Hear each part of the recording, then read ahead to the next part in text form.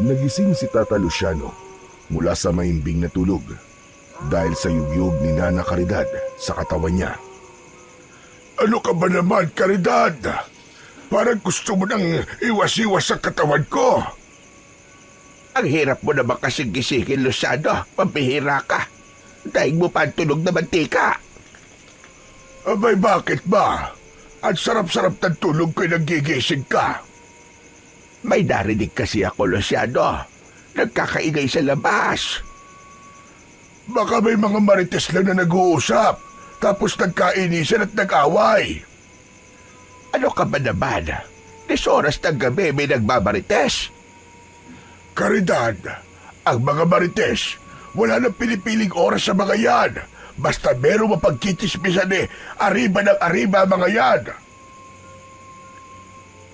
Pero Luciano, hindi mga marites ang narinig ko, kundi nakakatakot na ungol. Ay nako, Caridad, huwag mo na lang kasing pansinin.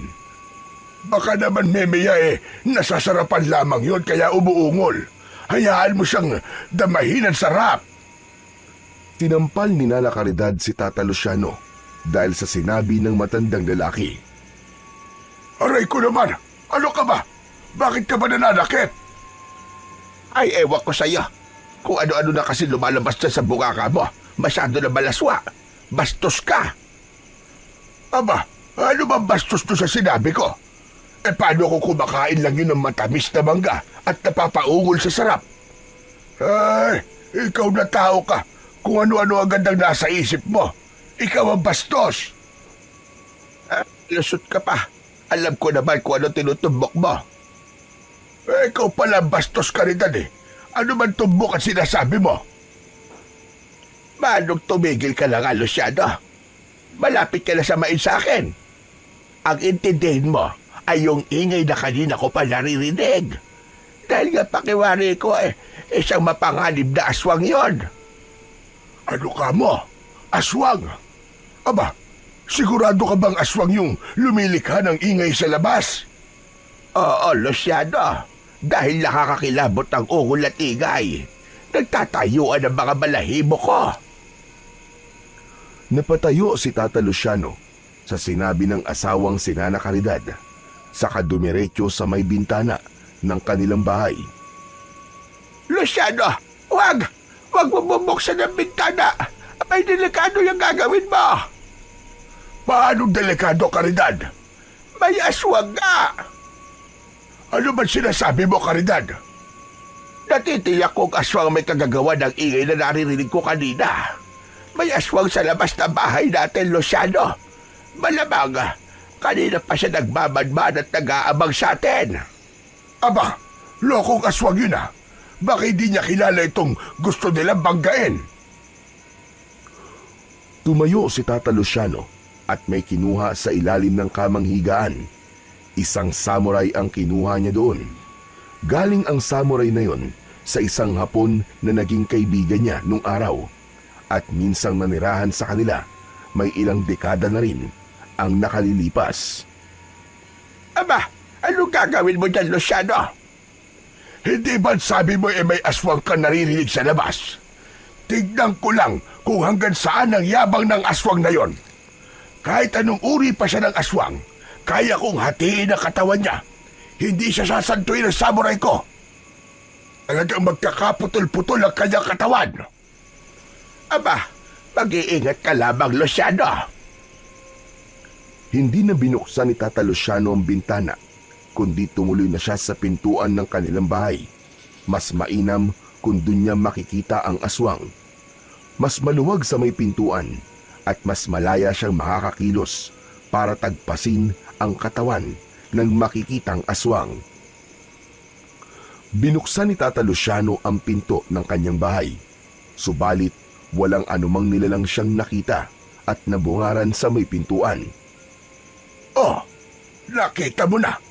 Wala naman pala Malamang naduwag na ang aswang na yon dahil alam niyang napaghandaan ko siya.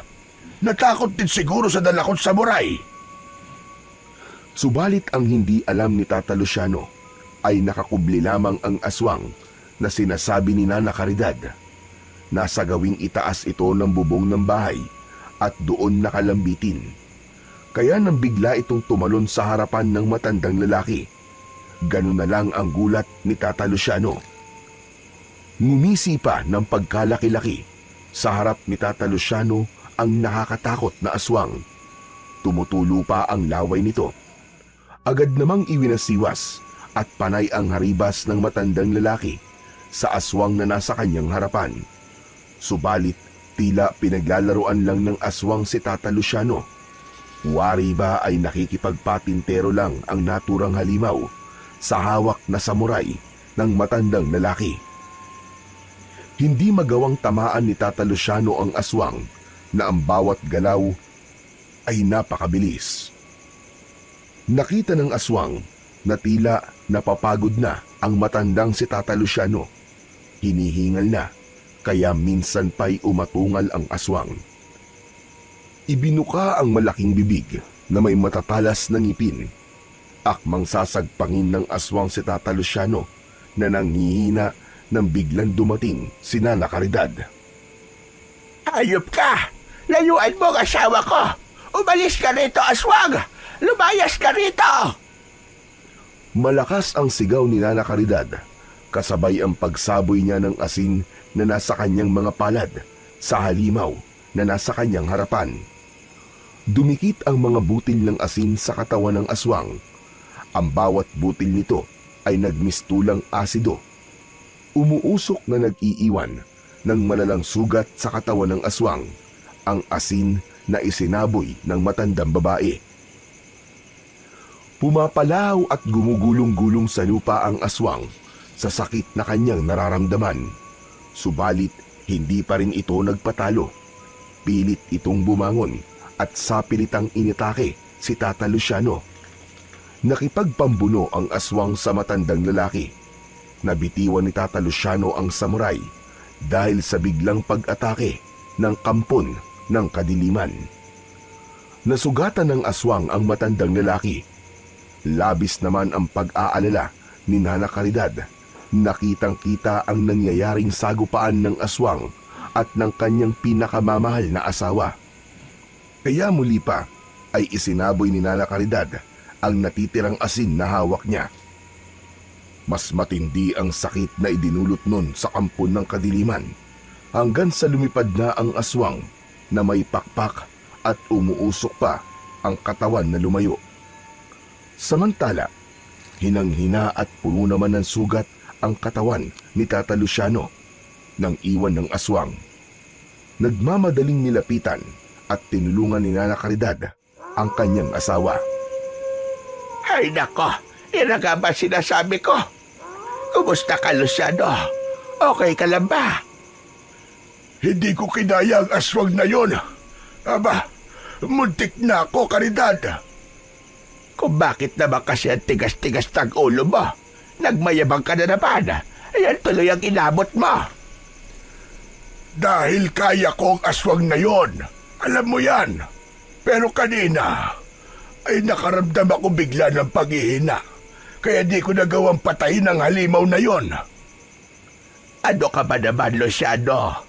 Normal lang na mangyari sa'yo yon. Dahil hindi ka na gaya ng dati. Baka nakakalimutan mo na wala na sa'yo ang anting-anting na pangontra sa aswang. Natigilan si Tata Luciano. Nun lang niya naalala na tama ang sinabi ng kanyang asawa. Wala na siyang taglay na anting-anting o anumang pangontra sa mga aswang dahil isinuko niya na yon. Matanda na siya para ituloy pa ang pakikipaglaban sa mga aswang. 5 dekada rin siyang naging antingero. Marami na siyang napatay na mga aswang. Maraming tao na rin ang kanyang natulungan. Ang gusto naman niya ngayon ay magkaroon ng panahon kasama ang kanyang asawang si Caridad. Kaya ganap na niyang iniwan ang pagiging isang antingero. Wala siyang pinasahan ng taglay niyang medalyon, kundi ibinaon niya yon sa lupa. Wala na rin siyang planong hukayin yon. Sakaling huhukayin niya ay merong mabigat na dahilan. Paano yan, Luciano? Ayaw mo nang gamitin ang anting-anting, Pero hindi naman tayo tinitigilan ng mga aswang. Isa sa dahilan ng patuloy nilang pag-atake ay dahil interesado ang ibang aswang na makuha ang medalyon sa akin.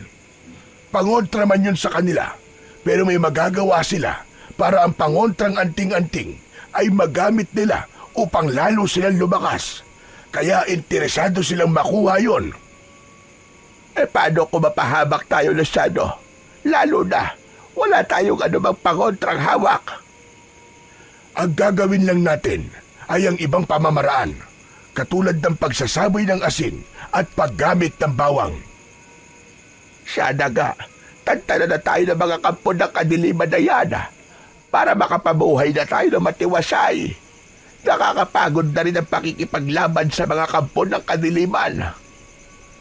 Ang hiling ko lang naman ay may dumating na nilang para maging tagapagligtas ng ating baryo laban sa mga kampon ng kadiliman. Sana nga, Luciano, ay pakinggan ang may kapal ang hiling mo na yan para rin sa katahimikan natin. Dahil may sugat si Tata Luciano na kagagawan ng umataking aswang, kaya ginamot na lamang yun ng kanyang asawa. Hindi nila alam kung hanggang kailan sila maghihintay para maging ganap ang katahimikan sa kanilang baryo. Subalit umaasa sila sa himala na darating. Samantala, ang aswang na umatake sa mag-asawang Tata Luciano at Nana Caridad ay nagwawala sa galit dahil sa naging kabiguan. Buwisit! Buwisit! Mainit ang iyong ulo, Pablito. Bakit? Ano nangyari sa lakad mo kagabi? Amo, yun nga ang dahilan kung bakit ako naiinis eh. May masamang nangyari sa pag-aasik mo ng lagim bilang aswang. Hayop na matandang yon. Sinong matanda sinasabi mo, Pablito? Sino pa nga ba? Di ang dating antingero. Huwag mo sabihin na isahan ka niya. Buwisit talaga. Nakakagalit. Dapat kasi, hindi ka basta sugod na sugod. Ginagamitan din ng utak ang bawat gagawin. Hindi laging yabang at tapang. Kapag puro yabang at tapang, posibleng mabigo ka lamang at baka ikaw pa ang siyang mapahamak. Amo naman eh. Para mo na rin sinabi na hindi ko ginagamit ang utak ko sa ginagawa kong pagsalakay. Ikaw ang may sabi niyang, Pablito, at hindi ako. Pabihira naman kayo, amo. Kahit papano naman, may utak din naman ako.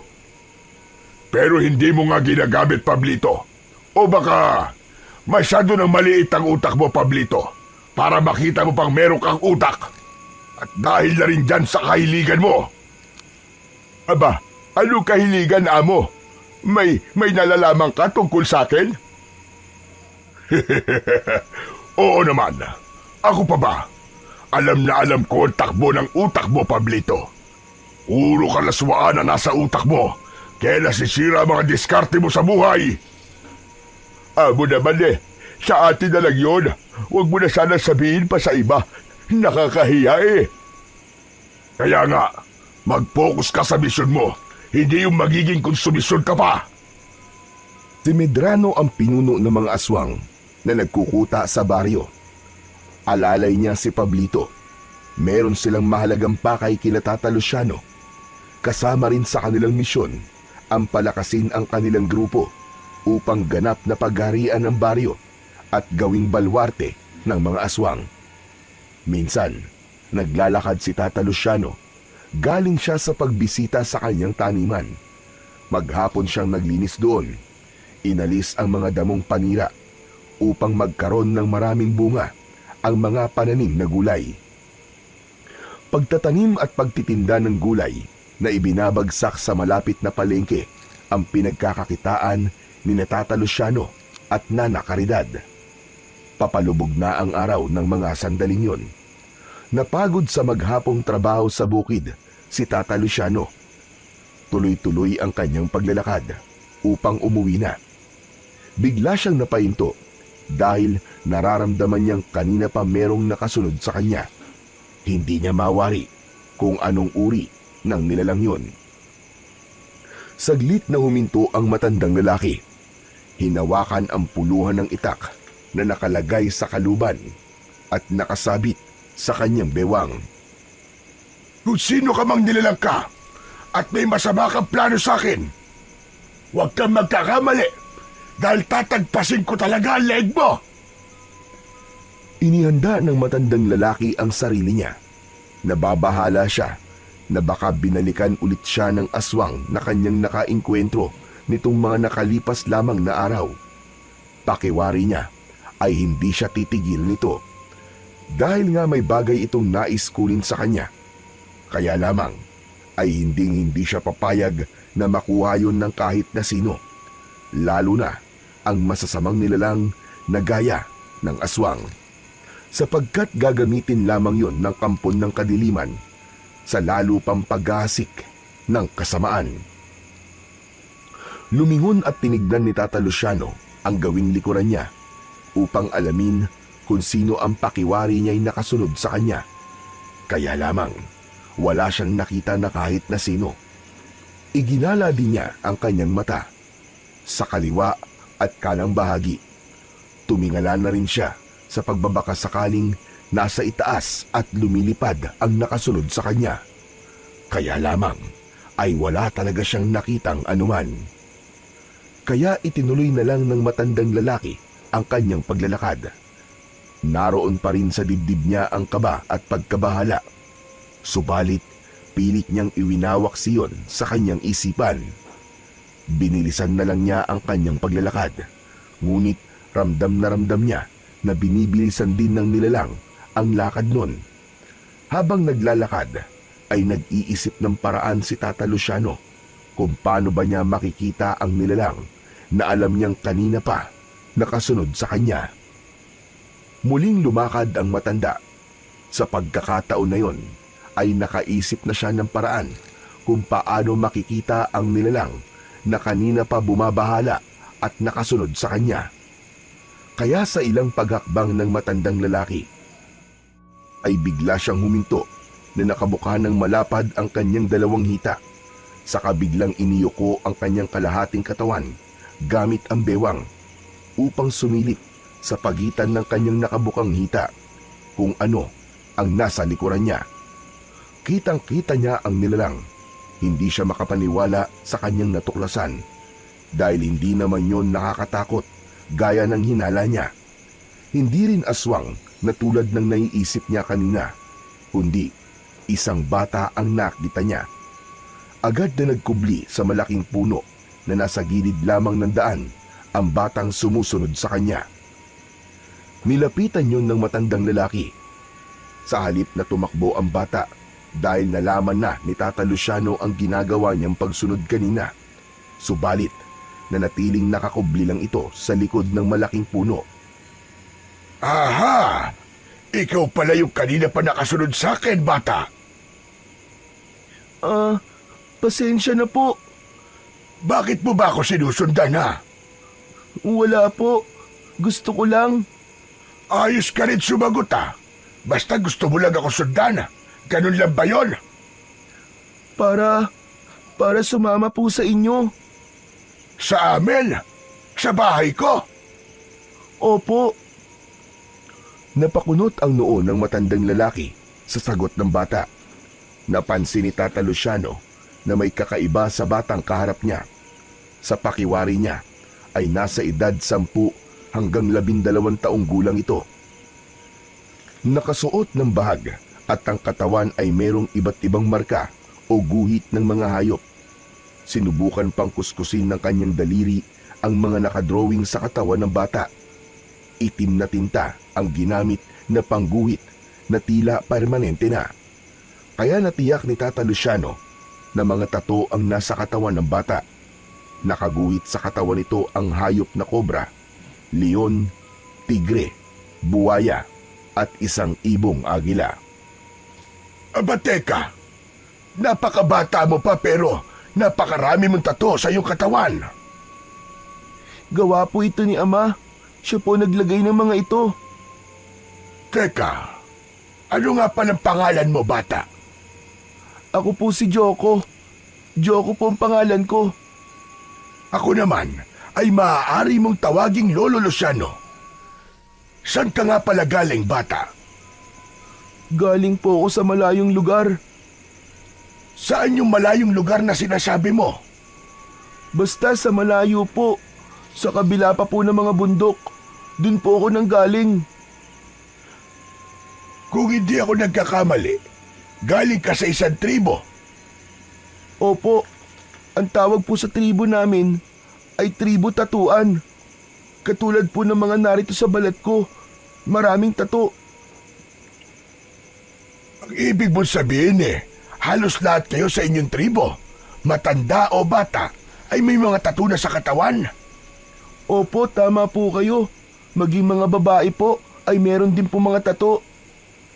Tama lang pala na tribo tatuan ang itawag sa inyo. Abay, teka, bakit ka narito sa kapatagan at umalis ka sa inyo? Hindi na sumagot si Joko. Nakatingin lamang siya sa muka ni Tata Luciano.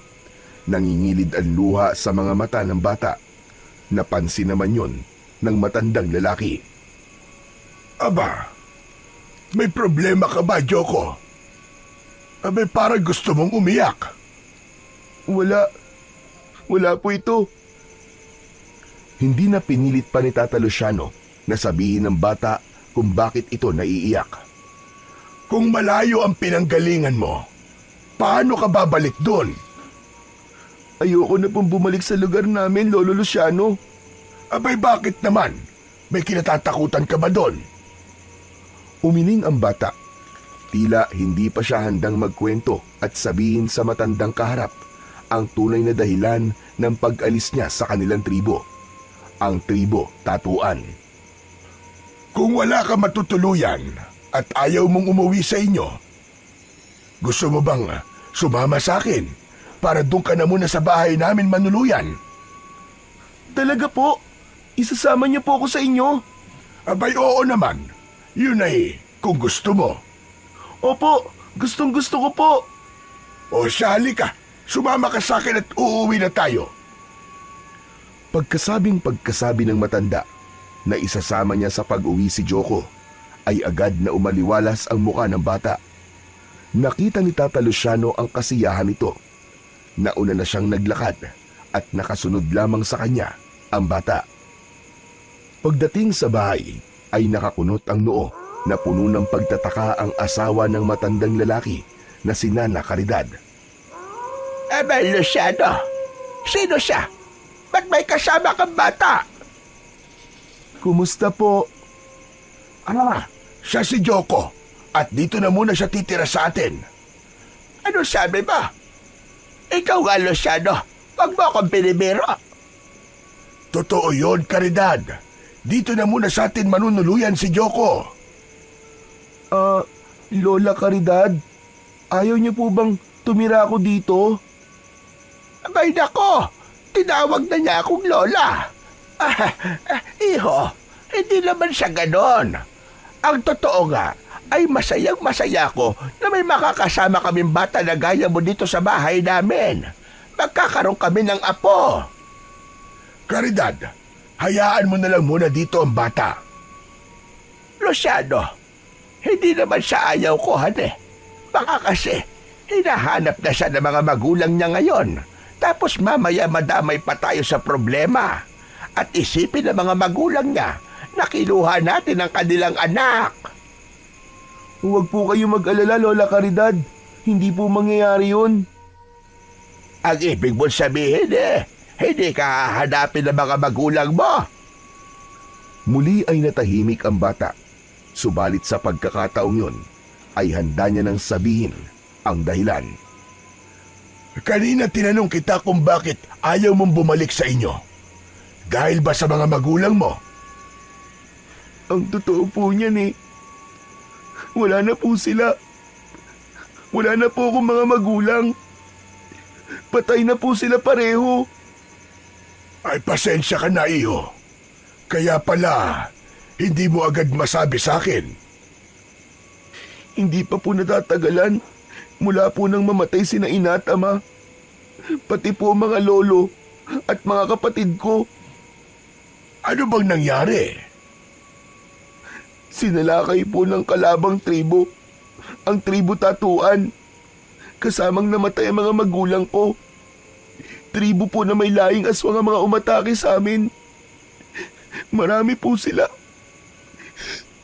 At napakarami po nilang pinatay sa amin. At isa ko sa nakatakas at nakaligtas. Diyos ka ba, baging langit? Napakasama talaga ng mga aswang na yan. Mga walang awa, mga demonyo. Tama po kayo, Lola Caridad. Sila na po naghari sa aming tribo. Ang mga hindi umalis at di napatay na mga aswang ay sumapi na po sa kanila. Pumayag na rin silang maging aswang. Pero ako po, ayoko. Ayoko po maging aswang. Kaya tumakas po ako kahit hindi ko alam kung saan po ako pupunta. Sige na, huwag ka na mag-alala, Joko. Dito sa lugar namin, walang masamang mangyayari sa'yo. Ligtas ka rito. Salamat po, Lolo Luciano. Dahil sa sabi mo nga ay wala ka ng pamilya, di kami na magiging pamilya mo ngayon. Kami ang magiging bago mong lolo at lola. Okay lang ba sa iyo, iho? Opo, masaya po ako na may bago po akong lolo at lola. Nako, ang dami na nating napag-usapan. Hindi ko pa pala kayo na ipaghahanda ng makakain. Akala ko nga, hindi mo na kami papakainin eh. Abay, pasensya ka na, Luciano. Sandali lang at maghahanda ako ng pagkain. Mukhang gutom na rin ito si Joko. Ipinaghanda ng matandang babae ang kanyang asawa at ang batang si Joko.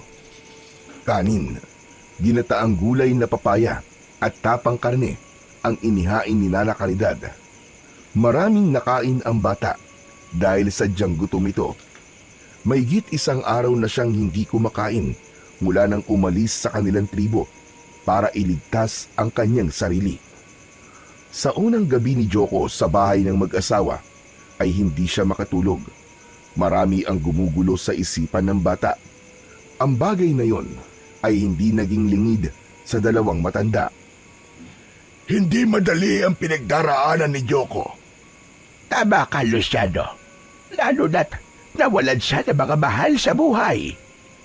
Sana lang, sa pagtira niya dito sa atin, ay maging maayos siya at makapagsimula ng panibagong buhay. Kaya kailangan natin siyang tulungan, Luciano. Walang apo ang mag-asawa. Hindi rin sila nabiyayaan na magkaroon ng anak.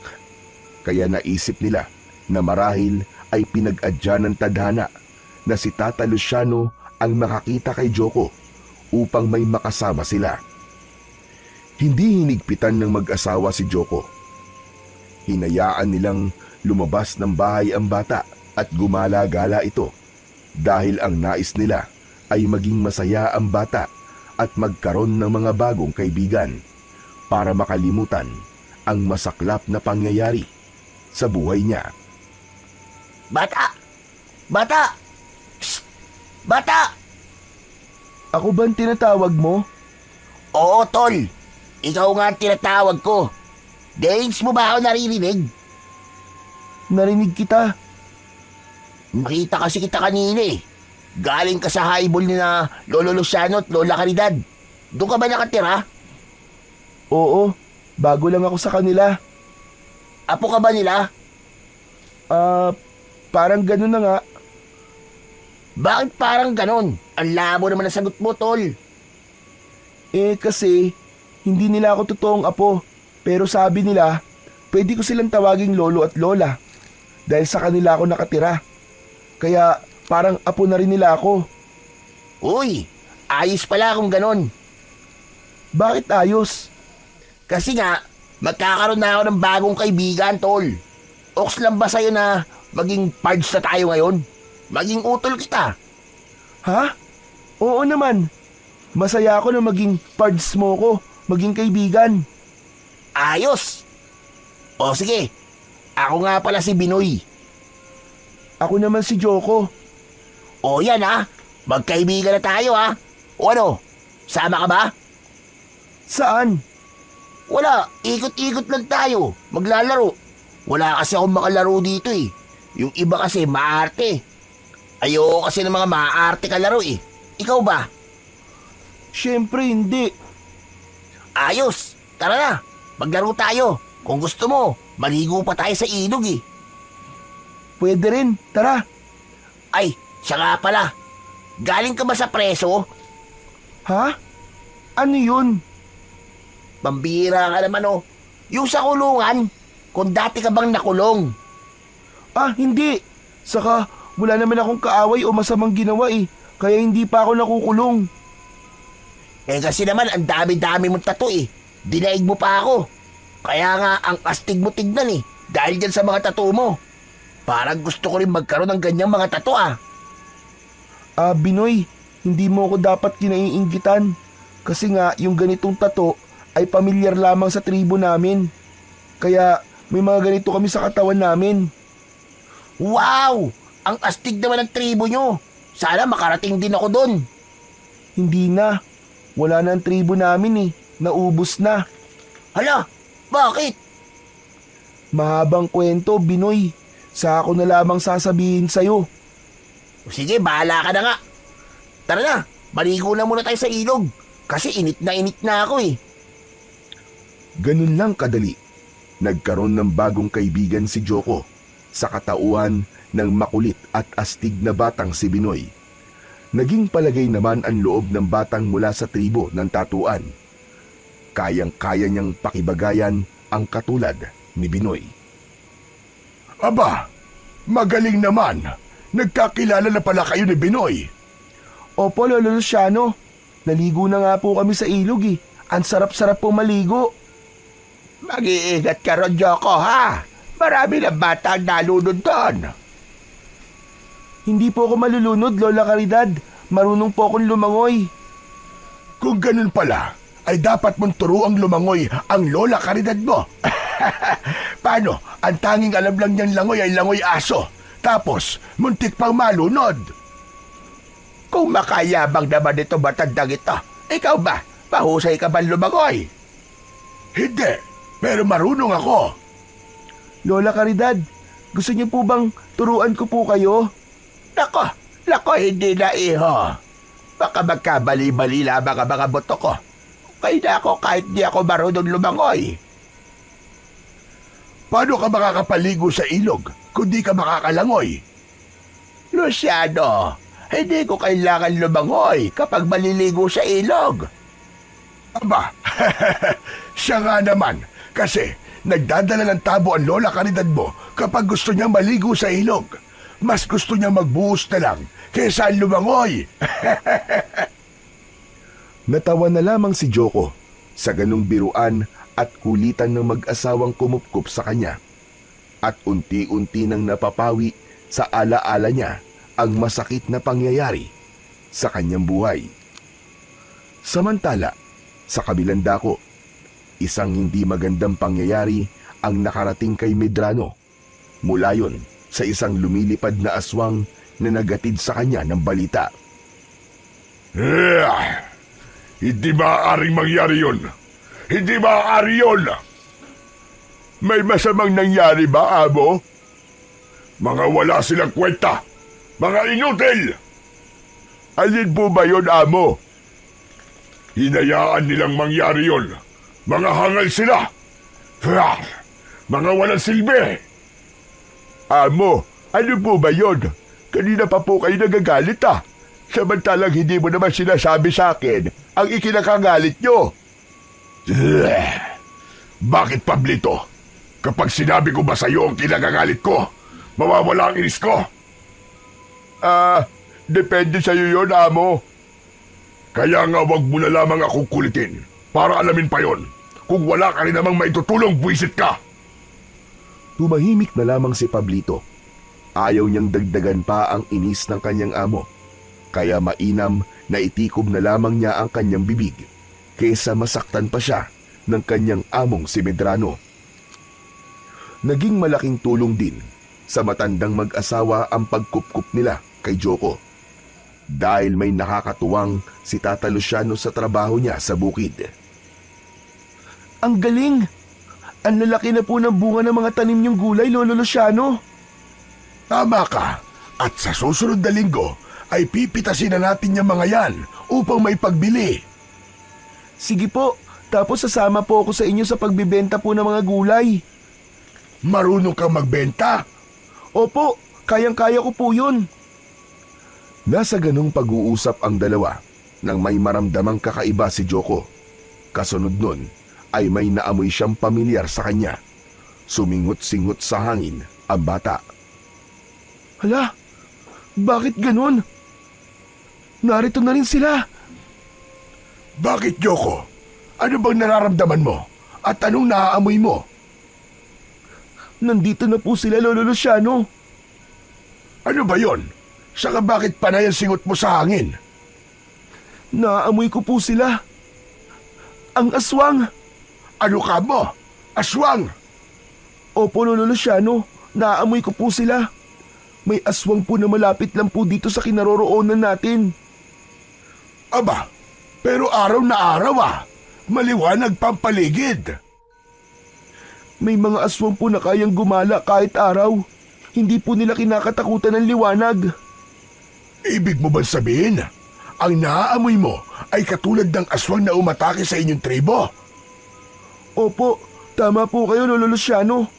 Nakarating na rin po sila rito. Ang totoo, Apo, ay may aswang na rin gumagala dito sa baryo bago ka ba dumating sa amin. Minsan na siya nagpakita sa akin. Kung ganun, posibleng yung aswang na naroon sa lugar mo ay kauri ng aswang na gumagala ngayon dito sa baryo, tama ba? Tama po kayo, Lolo Luciano. Maaring magkauri nga po sila dahil magkapareho po sila ng amoy. Pwede rin pong sila mismo mga aswang na narito ngayon sa baryo. Ako ang sadya ng aswang na naaamoy mo, Joko. Dahil meron siyang nais kunin sa akin. May ibig kunin po sa inyo? Tama ka, Apo. Yun ang binabalik-balikan niya.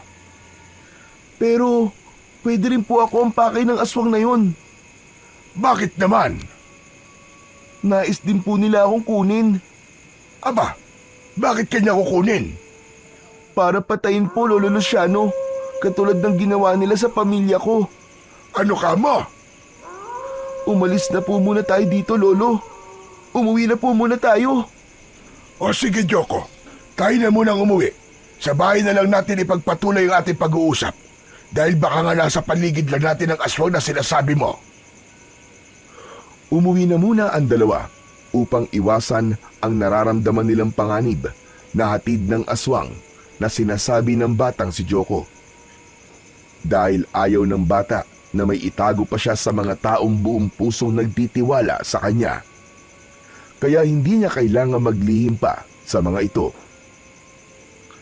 Totoo ba sinabi mo, Joko? Opo, Lolo Luciano. Kung ganon, hindi sila titigil para hanapin ka ng mga yon. Opo, Lola Caridad. Alam kong kahit saan po ako pumunta, ay pilit nilang aalamin kung nasan po ako. Pero bakit naman nila gagawin yun sa'yo? Oo nga naman, Joko. Anong dahilan at gano'n na lamang ang hangad nilang makita ka? At sabi mo nga para patayin ka. Hindi ko rin po alam, Lola Caridad. Basta narinig ko lang po yun bago atakihin ng mga aswang ang tribo namin. May mahigpit na dahilan yun at posibleng ikinakatakot nila. Kahit na ano pa yon, Luciano, isang bagay lang ang malinaw sa atin ngayon. Laging nasa panganib ang buhay ni Joko. Tama ka, Caridad. At ngayong nasa poder natin ang bata, ay obligasyon nating protektahan siya. Talaga po, Lolo Luciano? Abay, syempre naman, Joko. Di ba sabi namin sa'yo, apo ka na namin, kaya hindi kami papayag na may masamang mangyayari sa'yo.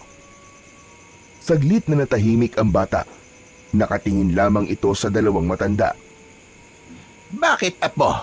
Nawalan ka na lang kibo dyan. May nasabi bang hindi maganda ang Lolo Luciano mo? Wala naman po, Lola. Bakit tatahimik ka?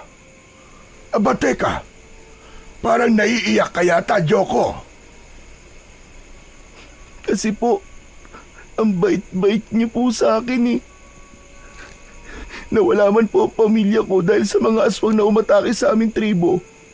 Andiyan naman po kayo para maging pamilya ko. Kaya po, sobra po ako nagpapasalamat kay Bathala dahil nakilala ko po kayo. Nagmumula sa puso ang mga salitang yon na binitiwan ni Joko. Bagay naman na tumagos sa damdamin ng mag-asawa. Kaya lumapit sila sa bata at niyakap ito. Ipinaramdam nila ang pagmamahal na alam nilang hinahanap ni Joko. Ipinadama nila na hindi nag-iisa ang bata dahil sila ang bagong pamilya nito. Ang bagay na palaisipan kay Joko at sa dalawang matanda ay malinaw naman para kay Medrano. Kaya ipinaalam na rin niya kay Pablito ang tunay na dahilan ng kanyang ikinagagalit. Kung ganun, amo, nakatakas ang bata. Oo, Pablito. Ang batang kabilang sa huling lahi ng mga tribo tatuan. Siya nga ang batang nakatakda na posibleng tumapos sa inyo, amo, para tapusin na rin ang iyong pangunguna sa mga aswang. Ganun na nga, pero hinayaan nilang makatakas ang buwisit na batang yon. Pero amo, isa lang siyang bata, hindi ba? Bakit, Pablito? Mananatili ba siyang isang bata lamang? Lalaki siya, at kapag umabot sa takdang gulang at naging ganap na binata, ang lakas niya ay magiging katapat ng lakas ko. Ang bertud sa kanyang dugo mula sa tribong tatuan ay magkakaroon ng bisa na lilipol sa lahi natin. Kung ganon, hindi na siya dapat pang umabot sa edad na maging ganap na binata. Ganon na nga, Pablito. Kaya habang bata pa siya at ang bertud na nasa kanyang dugo bilang kasapi ng tribong tatuan at hindi pa nagkakaroon ng bisa, ay dapat na siyang mawala. Kaya kamatayan lamang ang makapipigil sa kanya. Kung ganon, dapat na natin siyang makita, amo. Tama ka. At madali na natin siyang makikilala, Pablito. Dahil yun sa mga tattoo na taglay niya sa katawan. Bihira ang batang merong tato. At malamang siya lamang yun. Ang batang galing sa tribong tatuan. Saan naman natin siya hahanapin, amo? Yan ang dapat nating alamin.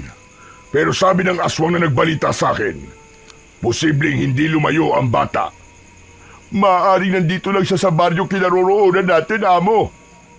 Posible nga yun. Kaya yun ang gagawin, Pablito. Hahanapin natin. Hindi tayo dapat pag-aksaya ng panahon.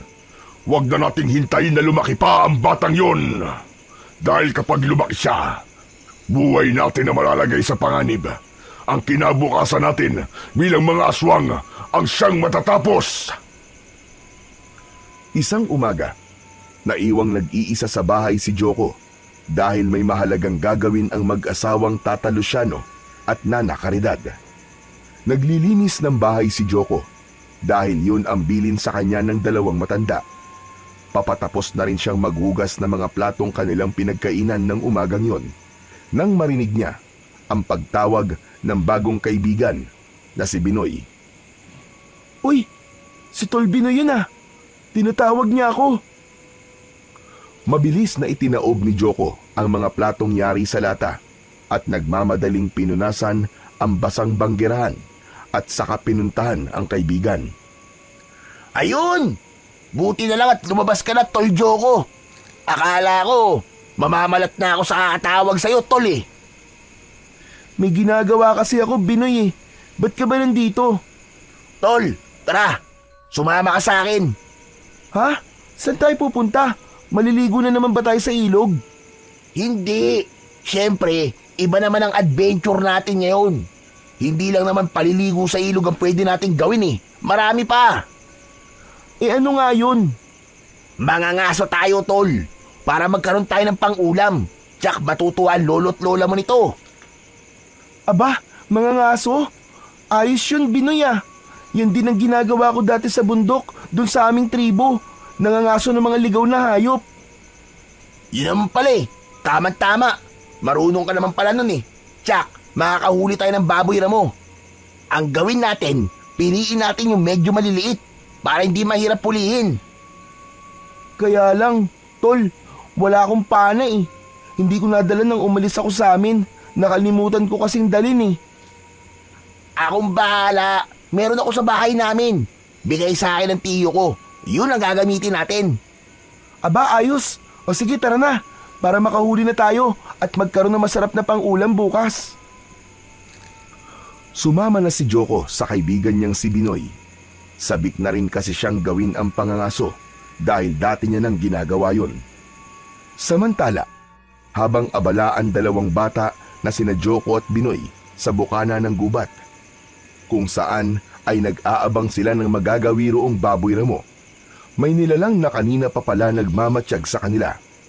Yun ay walang iba kundi si Pablito na nagsimula ng pumunta sa kung saang lugar upang alamin kung nasa baryong yun ang batang hanap nila.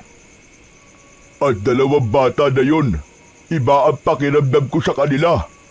Parang may kakaiba. Lalapitan ko sila, makikipag-usap ako. Nang mapansin ni Pablito na naupo ang dalawang bata para magpahinga, ay sinamantala niya ang pagkakataon upang makausap ang mga ito. Pasensya na kayo ah. Magtatanong lang sana ako mga bata. Ano po bang itatanong nyo? Naliligaw po ba kayo? Hindi.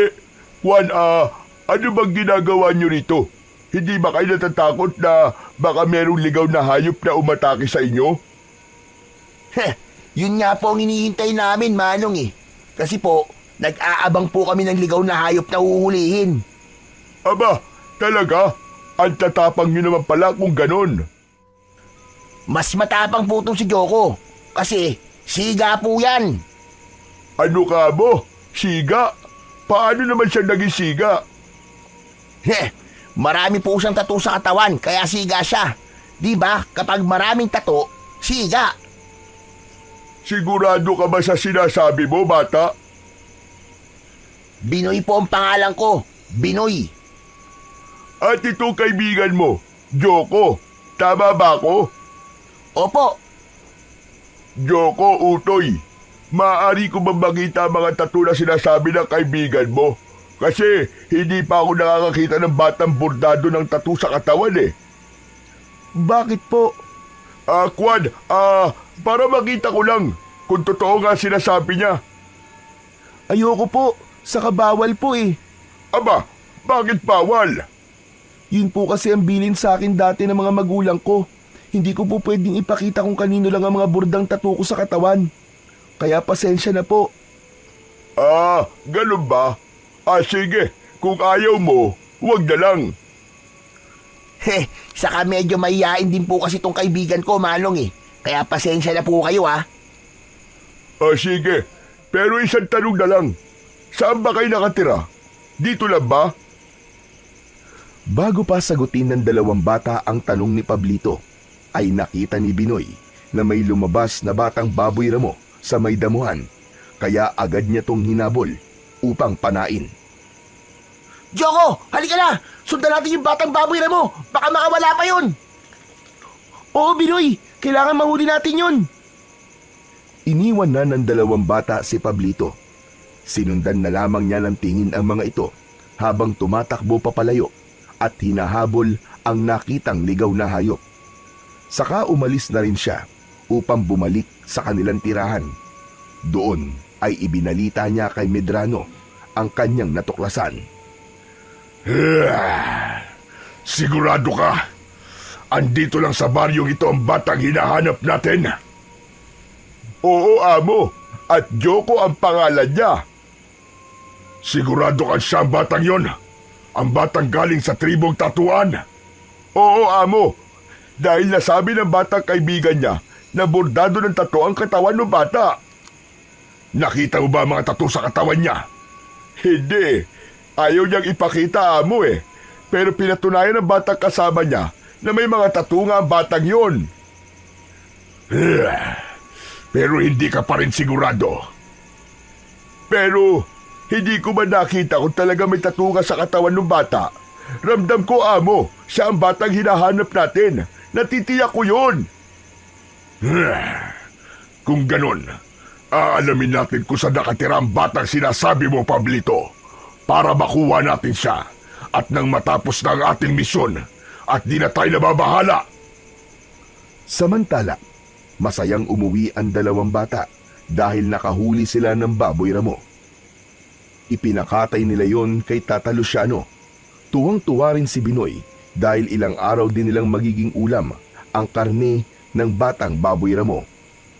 Gayunpaman ang ginawa ni Joko at Binoy na pangangaso ay hindi ikinatuwa ni Tata Luciano, kaya sinabihan niya ang dalawang bata na wag na yung uulitin pa. Apo, wag sana sasama ang loob mo sa akin, Pero para din yun sa kaligtasan mo. Bakit po, Lolo Luciano? Ikaw na rin na may sabi na posibleng may humahanap sa'yo, hindi ba? Sabi mo pa nga ay maaaring aswang sila at gagawan ka ng masama. Pasensya na po kayo, Lolo. Ayos lang yun, Joko. Pero dapat doble natin ang ating pag-iingat, lalo na't hindi natin kilala ang mga nilalang na maaaring humahanap sa'yo. Joko, ayaw namin ng lola mo na may masamang mangyari sa'yo. Sinunod na lang ng bata ang pakiusap ng kanyang lolo Luciano. Kapag pinupuntahan siya ni Binoy, ay tumatanggi na siyang sumama sa kaibigan, lalo na kung may kalayuan ang pupuntahan nila. Ikinalungkot naman yun ni Binoy, subalit ayaw ni Joko na sumama ang loob ng mga taong nagmamalasakit sa kanya. Hindi na pala kita pwedeng isama sa mga lakad ko, Tol. Pwede pa naman tayo maglaro, Binoy Pero ang gusto ni Lolo Luciano ay dito lang sa malapit. Huwag lalayo. Sige na nga. Saka, para hindi ka na rin nila pagalitan. Oo nga, Binoy. Ayaw ko rin kasi na mag-alala sila sa akin. Nalimitahan ang pag-alis-alis ni Joko ng bahay at pagpunta sa lugar na may kalayuan bilang pagsunod kay Tata Luciano. Ikinatuwa naman ng dalawang matanda ang bagay na yon. Ang ibig lang sabihin ay iginagalang ng bata ang kanilang desisyon. Isang gabi na ang katahimikan ay namayani at ang liwanag ng buwan ay tila merong nais ipahiwatig. Dalawang anino ang kanina pa umiikot sa bahay ni Tata Luciano at Nana Caridad. Sila ay walang iba kundi ang mag-among Medrano at Pablito.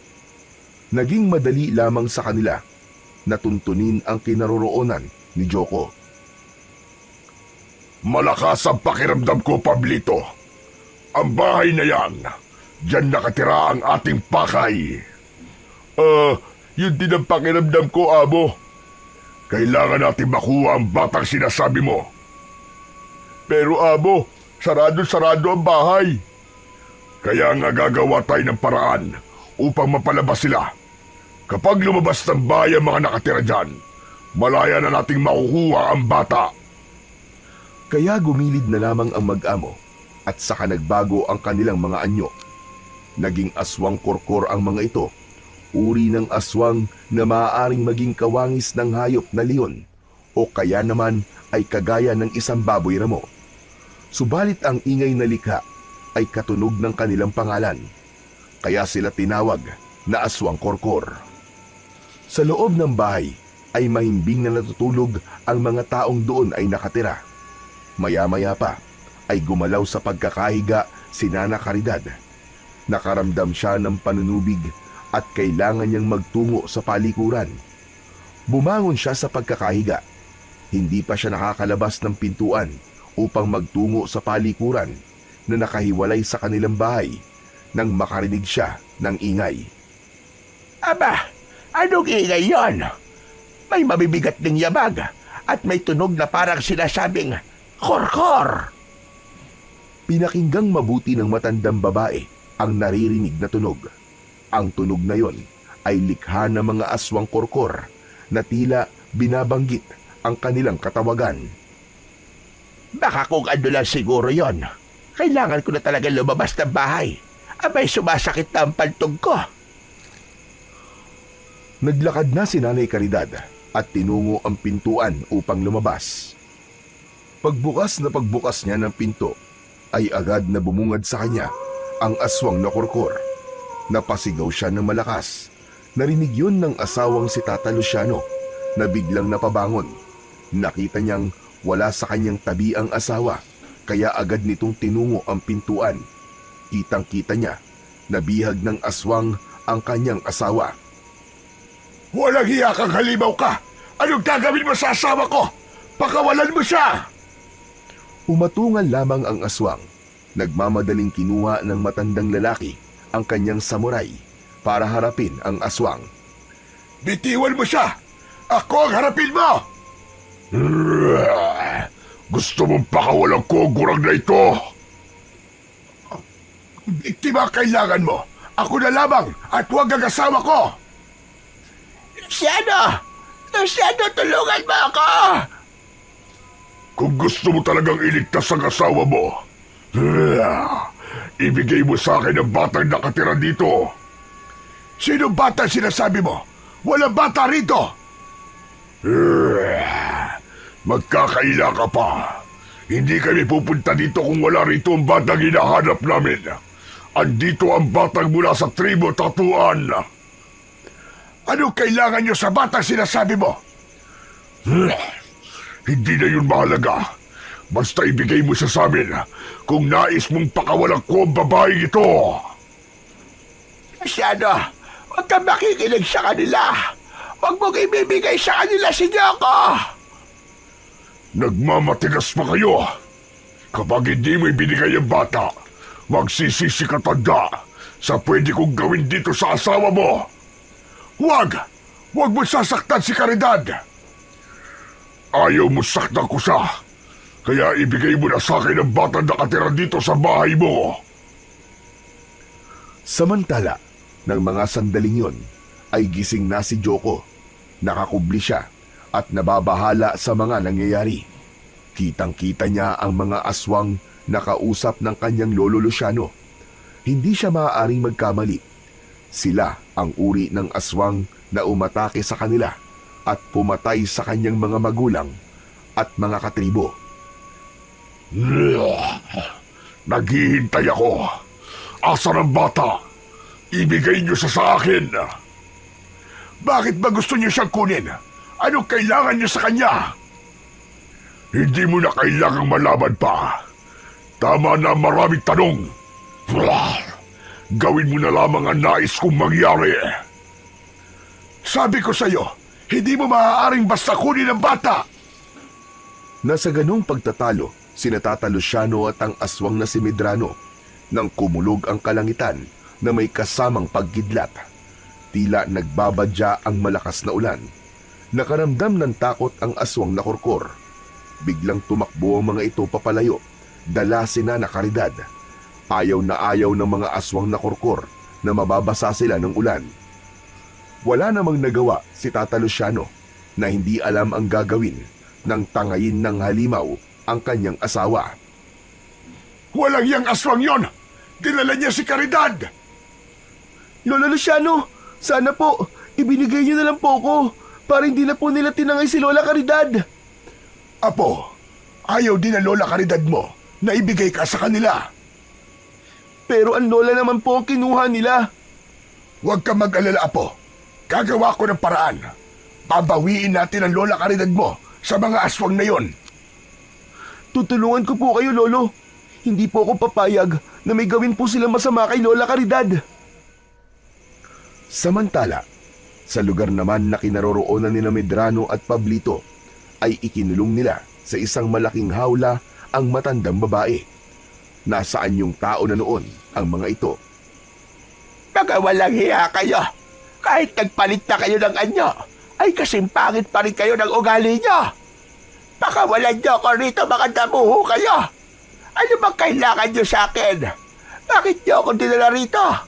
Saka bakit nyo gustong kunin si Joko? Ano ba plano nyong gawin sa bata? Pwede ba, Gurang? Tumahimik ka na lamang riyan. Masyado ka maingay. Nakakairita ang bunganga mo. Hindi ako titigil sa pag-iingay hanggat hindi niyo ako pinapakawalan. Mga demonyo kayo!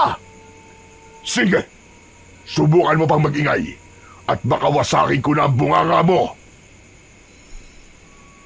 Ibang magalit si Amo. Kahit senior citizen ka na, aba, papatulang ka yan. Wala akong pakialam kahit patulan pa niya ako. Sige, gawin mo!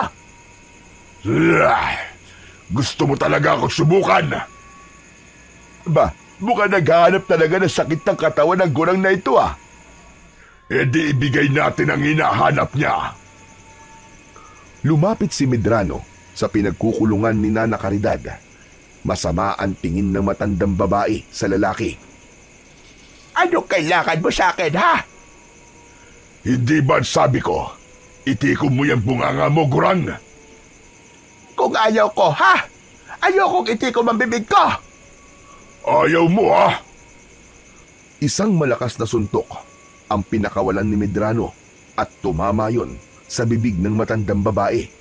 Dumugo ang nguso ni Nana Caridad. Hayop ka! Napakawalang hiya mo! Hindi mo na iginalang ako bilang isang matandang babae! Sinabihan ka na kanina ni Ako, pero ayaw mo makinig. Kaya tama lang yan sa'yo. Ayan, sumabog tuloy ang uso mo. Hayop kayo! Magbabayad kayo sa ginawa niyo ito sa akin! Talaga? Magbabayad kami? Ay ligaganti ako ng asawa ko! Sa tingin mo, ay may magagawa siya? Kanina nga wala siyang nagawa. Katulad mo lang ang asawa mo na walang kayang gawin kundi ang magbunganga. Sa bahay ni Tata Luciano ay labis ang kalungkutan nila sa mga nangyari. Lolo Luciano, ano pong gagawin natin? Kailangan po natin tulungan si Lola Caridad. Iligtas po natin siya. Oo, Joko. Ililigtas natin ang lola mo. Pero, paano po? Mapanganib po mga aswang na korkor. Merong paraan, Joko. Halika, sumama ka sa akin. Meron tayong kukunin.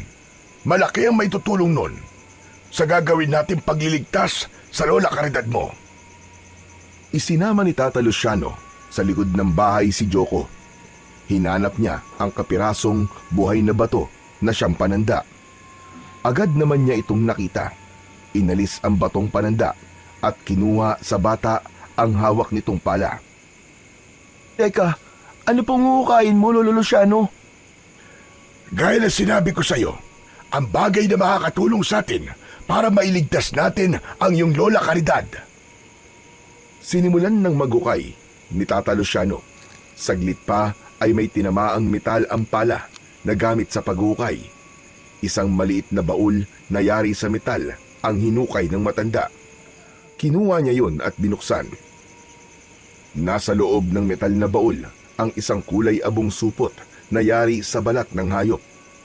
Kinalag ang tali at lumitaw ang isang medalyon na hugis at sulok. May nakaukit na araw sa medalyon at ang gitna ng araw ay nakaukit naman ang isang nakadilat na mata.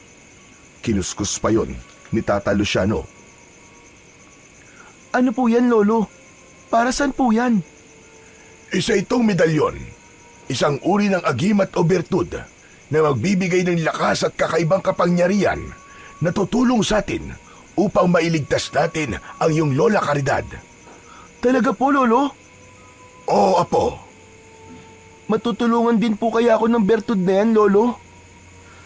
Tanging ang bertud lamang ang makapagsasabi nun, iyo. Kaya umasa na lang tayo at magtiwala. Matagal na panahon na rin na itinatago ni Tata Luciano ang bertud na hawak niya dahil ang nais niya ay isang simpleng buhay. Wala na siyang planong hukayin at gamitin pa sana ito. Kaya lamang, ng mga sandaling yon, ay buhay ng kanyang asawa ang nasa panganib. Nalagay sila sa isang mahirap na sitwasyon at dahil yon sa pagdating ni Joko sa buhay nila. Muling nangyari ang bagay na kanilang iniiwasan. Lolo Luciano, Pasensya na po kayo. Aba, bakit ka humihingi ng pasensya sa akin, Apo? Kasi po, nang dahil po sa akin, nadamay po kayo sa gulo ng buhay ko. Alam ko pong ako po ang gustong kunin ng aswang. Pero pati po si Lola Caridad, dinamay po nila. Huwag mong isipin yun, Apo. Kaya nga po, kahit ano po gagawin ko, Lolo, para walang masamang mangyari kay Lola Caridad. Mamaya bago dumilim, ay hahanapin natin kung saan naroon ng mga aswang na kumuha kay Caridad. Matutulungan tayo ng medalyon na ito para masumpungan natin ang kinaroroonan nila. Nakahanda po ako, Lolo. Kunin mo ito, Joko. Ano po? Ibibigay niyo po sa akin ang bertud na yan? Oo, Apo. Ikaw ang mag-iingat niyan. Bakit po ako? Ikaw ang kailangan nila. Ikaw ang punteriya nila. Kaya mas kailangan mo yan. Kunin mo at isuot mo sa iyong leeg. Sumunod si Joko sa sinabi ng kanyang lolo Luciano. Kinuha niya yon sa matanda at ikinuwintas ito. May kakaibang enerhiyang naramdaman ang bata nang isuot niya sa kanyang leeg ang bertud na ibinigay ng matandang lalaki. Napansin ni Lolo Luciano ang kakaibang reaksyon ng bata. Bakit, Joko? Ano nangyayari sa iyo? Anong nararamdaman mo? Hindi ko po maipaliwanag, Lolo. Parang may kung ano pong pumasok sa katawan ko. Ibig lang sabihin ay magandang senyalis yun. Positibong bagay para sa iyo. Nang kumagat na ang dilim, ay naghanda ang dalawa para sa kanilang gagawing misyon. Inihanda ni Tata Luciano ang ilang armas na kailangan nila. Nang ganap na makapaghanda ang mga ito, ay sinimulan na nilang bagtasin ang daan patungo sa lugar na ituturo sa kanila ng medalyon na nasa katawan ni Joko. Hindi sila makapaniwala na hindi naman pala kalayuan ang pinagdalhan ng aswang kay Nana Caridad. Malapit lang pala, Joko. Oo nga po, Lolo Luciano. May lumang bahay pala sa lugar na ito. Ngayon ko lang din ito nakita. Siguro po, nasa loob po ng lumang bahay na yan si Lola Caridad. Kailangan makapasok tayo dyan, Apo. Kayang-kaya ko pong gawin yun, Lolo Luciano. Ako na lang po ang papasok sa loob. Talaga bang kaya mo, Joko? Opo, Lolo. Ako na pong bahala. Maiwan na lang po kayo dito sa labas. Dahan-dahan nang lumapit si Joko sa lumang bahay. Naghahanap ng madadaanan nang biglang may humawak sa kanya. Ganun na lamang ang gulat ng bata nang makita kung sino ang humawak sa kanyang braso. Si Pablito yon, ang kanang kamay ni Medrano. Saan ang punta mo, bata? Bitiwan mo ako! Bitiwan mo ako! Tingnan mo nga naman. Di na kami mahihirapang balikan at hanapin ka dahil nandito ka na. Nakita ni Tata Luciano na nahuli ni Pablito ang bata, kaya nagmamadali siyang lumapit. Huwag mo siyang pakialaman! Aba, pati ikaw tanda, nandito ka na rin. Aha, alam ko na. Gusto niyo mag-reunion kayo ng babaeng gurang na nakakulong sa loob. Anong ginawa niyo sa asawa ko, mga hayop kayo? Nasaan siya? Kalma lang. Buhay na buhay pa siya. Yun nga lang, sabog ang uso. Mga hayop kayo. Sinaktan niyo ang asawa ko. Sinaktan niyo si Lola? Aba, kasalanan niya eh. Masyado kasi matabil ang bibig. Parang Armalite. Napiko ng amo ko, kaya yun. Pinatikim ng suntok sa bunganga. Mga walang hiya kayo. Hindi na kayo naawa sa asawa ko. Teka. Kay amo ka magalit dahil siya sumuntok sa bunganga ng asawa mo. Nang sandaling yon, ay naroon na rin pala si Medrano papalapit sa kanila. Kaya sumabat na sa kanilang pagtatalo. Bakit, tanda? Anong gagawin mo sa akin? Dahil sinapak ko ang asawa mo. Hayop ka! Magbabayad ka! Hanggang diyan ka lang naman eh. Puro kayabang. Amo, wala na saysay ang pakikipagtalo sa matandang yan. Heto ang kailangan natin, oh! Ang batang sinasabi ko sa'yo. Bitiwan mo ako! Bitiwan mo ako! At bakit naman kita bibitiwan ha? Ikaw nga kailangan namin, hindi ang mag-asawang gurang. Pablito, ipasok ng batang yan. Dalhin sa loob. Huwag niyo siyang isama! Huwag niyo pakialaman ang bata! Di ba ang gusto mo? Sunduin ang asawa mo, kaya nandito ka. Huwag ka mag-alala. Makakalaya na siya. Pakakawalan ko na siya, kapalit ng batang hawak ni Pablito. Halika na, bata! Pasok na tayo sa loob! Talaga bang pakakawalan niyo na si Lola Caridad? Pag sumama ako sa inyo? Oo, bata. Dahil ikaw lang naman ang kailangan namin eh. Lolo, huwag na po kayo mag-alala. Makakasama niyo na po sa pag-uwi si Lola Caridad. Ako na po ang bahala sa sarili ko. Gusto mang pigilan ni Tata Luciano ang bata. Kaya lang ay alam niyang hindi papayag ang mag-amo. Maging siya man ay baka makatikim ng suntok. Kaya naluluha siyang pinagmasdan na lamang si Joko habang bitbit papasok sa lumang bahay. Naisip ni Tata Luciano ang bertud na nakakwintas sa bata. Yun na lamang ang tangi niyang pag-asa para walang masamang mangyari kay Joko. Naghintay si Tata Luciano para ilabas ni Pablito ang asawa niya na kanilang bihag. Habang nakatingin sa lumang bahay ang matandang lalaki, ay biglang may humawak sa kanya at hinila siya. Ganun na lamang ang gulat niya, subalit napalitan yun ng saya nang makilala ang humila sa kanyang kamay. Aba, Caridad! Bakit nandito ka? Di ba dapat naroon ka sa loob? Nakatakas ako, Luciano. Huwag ka maingay. Hindi nila naikandado na maayos ang kulungan ko. Kaya nakalabas ako. Si Joko, nasan siya? Kasama mo ba? Kasama ng 2 aswang. Dinala sa loob. Ano ka mo? Abay, bakit isinama? Kapalit ng kalayaan mo. Yun din ang gusto ng bata. Mas mahalaga sa kanya na makalaya ka. Abay, paano na ngayon yan? Tsak may gagawin silang masama kay Joko. Narinig ko ang pag-uusap nila. Papatayin nila ang ating apo. Ano ka mo? Oo, Luciano. Dahil galit sila sa tribong tatuan na pinagmula ng bata. At isa pa, si Joko daw ang posibleng pumatay sa kanila pagdating ng takdang panahon at lilipol sa mga aswang na gaya nila. Ngayon hawak na nila ang bata. Tsak papatayin nila ang apo natin. Anong gagawin natin, Luciano? Caridad, huwag ka mag-alala. Nagtitiwala ako sa bertud. Ano ka mo? Ano, Bertod? Ang medalyon, Caridad. Hinukay ko dahil kailangan. At dala yon ni Joko ngayon. Akala ko ba, kinalimutan mo na ang paggamit noon? Dapat sana'y ganun ang plano ko. Pero dahil sa mga nangyari, wala akong ibang alam na paraan kundi gamitin uli ang agimat para sa kaligtasan mo. At ngayon ay para sa kaligtasan na ni Joko. Sa loob ng bahay, kasama ni Medrano at Pablito si Joko upang puntahan ang pinagkulungan nila kay Nana Caridad. Ganon na lamang ang kanilang gulat nang makita na bukas ang kulungan at wala na sa loob ang matandang babae. Aba, amo! Amo, nakawala siya!